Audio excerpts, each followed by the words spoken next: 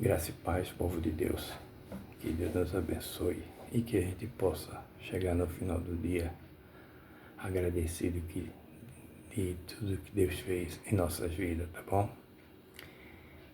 Eu queria compartilhar um versículo do livro de 1 Coríntios, capítulo 6, versículo 19 e 20, que diz assim: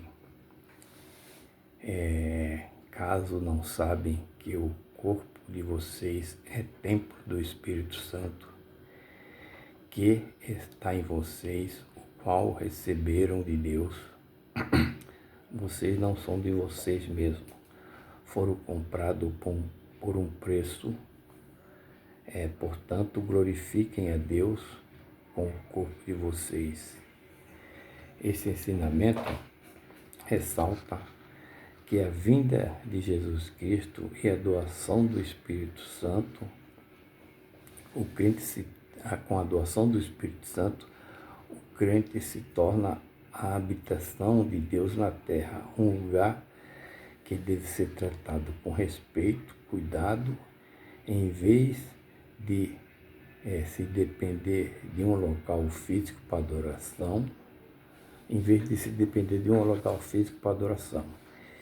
Isso significa também que os cristãos não são donos de si mesmos, mas foram comprados e devem glorificar a Deus tanto no corpo quanto no espírito, usando-os para seu serviço.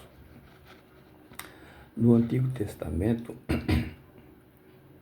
o templo físico era o local onde a glória de Deus se manifestava e o povo se reunia para ter uma comunhão com o Senhor. No Novo Testamento, após a morte e ressurreição de Jesus Cristo, o Espírito Santo passou a habitar nos crentes, transformando cada pessoa em um templo de Deus, um lugar onde a divindade pode se manifestar. Em 1 Coríntios, capítulo 3, versículo 16, também está assim: vocês não sabem que são templo de Deus e que o Espírito de Deus habita em vocês. Se alguém destruir o templo de Deus, Deus o destruirá, pois o templo de Deus, que são vocês, é santo.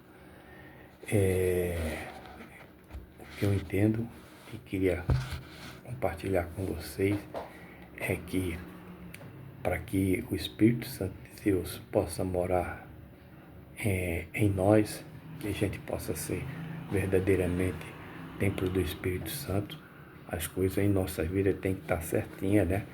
Deus não habita em lugar bagunçado. O Espírito Santo não habita em lugar bagunçado. Quando Deus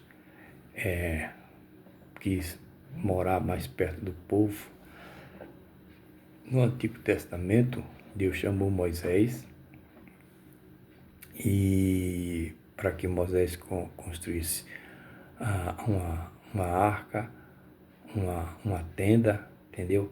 Que era a primeira aliança com Deus, né? A antiga aliança. Deus falou para Moisés: chama o meu povo e pede de todos eles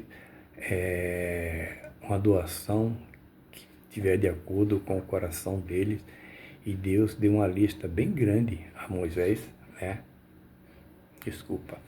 Deus passou uma lista bem grande a Moisés, onde Deus pedia ouro, prata, madeira de acácia, incenso, entendeu?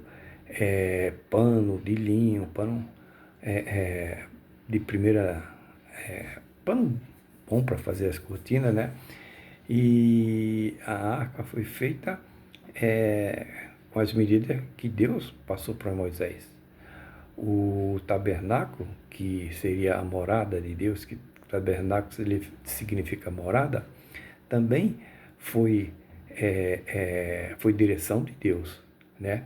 Então, o que aconteceu é que dá para entender que Deus foi o engenheiro, Moisés o mestre de obra e o povo o trabalhador.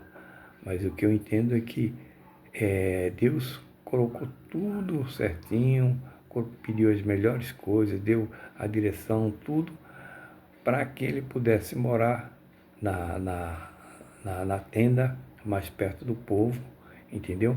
Então, é mais uma prova que Deus não faz nada sem direção e bem feito. Então, para que o Espírito Santo possa morar dentro da gente, que a gente seja verdadeiramente templo do Espírito Santo, a nossa vida tem que estar acertada, tem que estar alinhada, tem que estar andando bem certinho. E também aqui, ó, em Mateus capítulo 5, versículo 14, está escrito assim: vós sois a luz do mundo. É uma frase, vós sois a luz do mundo, né? É uma frase de Jesus Cristo no Evangelho de Mateus, onde ele instrui os seus discípulos a não se esconderem, mas a viverem a sua vida de forma que as suas obras e ações sirvam de exemplo, guiando os outros, glorificando a Deus. Ser luz do mundo significa importar e brilhar a vontade e a compaixão e a sabedoria, agindo como faróis que mostram o caminho para o bem. Deixa eu ver se eu entendi isso aqui direito, aqui, que eu pesquisei, mas não falei direito. Há um exemplo aqui. Seguindo os outros e glorificando a Deus.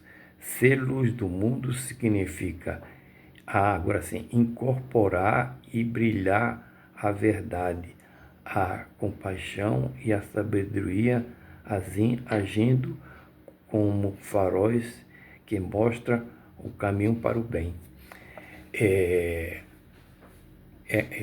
Nós, quando está escrito aqui, nós somos a luz do mundo, não significa que a luz é nossa. A luz é do próprio Deus. Eu queria trazer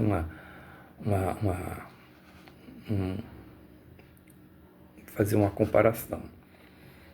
Quando a gente vai num lugar que não tem luz elétrica, no interior, ou está num lugar ou então apaga a luz, se é uma época que é uma noite de lua cheia, a gente percebe que a Terra ela é iluminada, entendeu? A gente às vezes fala até que é iluminada pela lua, mas a gente sabe que esse brilho que reflete da lua para a Terra não é um brilho da lua, que a lua não tem luz própria.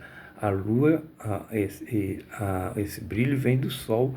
Quando acontece um alinhamento a lua, uma certa parte da lua fica recebendo, a metade da lua foi recebendo o raio do sol, e esse raio reflete para a Terra. Então, a gente entende que a lua não tem luz própria. Ela recebe o raio do sol e dependendo do alinhamento que tiver entre ela, o sol, a lua e a terra, esse brilho aparece na terra, entendeu? Então, é a mesma coisa com a gente. É mais uma prova que as coisas com Deus tem que estar bem alinhado. A gente tem que estar alinhado com Deus, entendeu?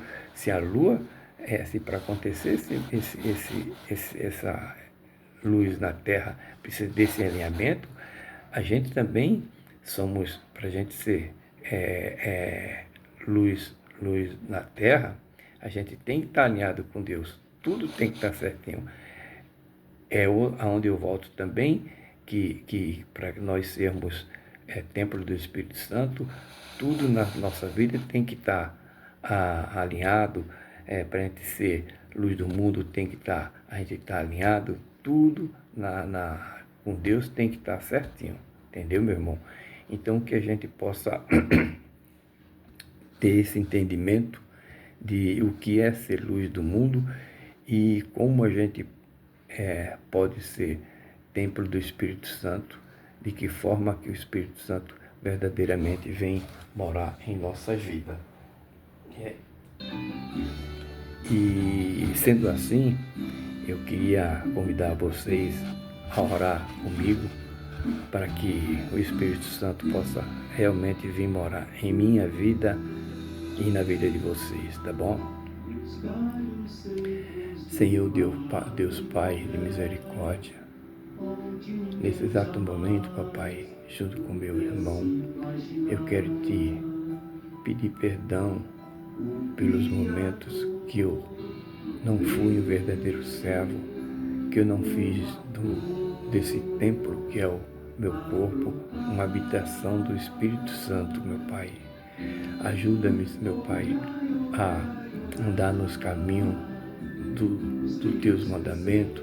Ajuda-nos, Senhor, a habitar, a fazer desse meu corpo uma habitação do Espírito Santo de verdade, meu Pai. E que eu possa, de hoje em diante, meu Pai, trabalhar esse templo, que é o templo do Espírito Santo, para que ele possa habitar e, consequentemente, a gente possa também habitar na tua casa, meu Pai. É isso que eu te peço e te agradeço desde já, porque eu sei que tu és um Deus de amor, um Deus de Pai, e que, Deus, tu queres o melhor para mim e para o meu irmão. Que a gente possa ter uma semana abençoada e que a gente possa ser verdadeiramente templo do Espírito Santo de Deus. Amém. Glória a Deus, glória a Deus, glória a Deus.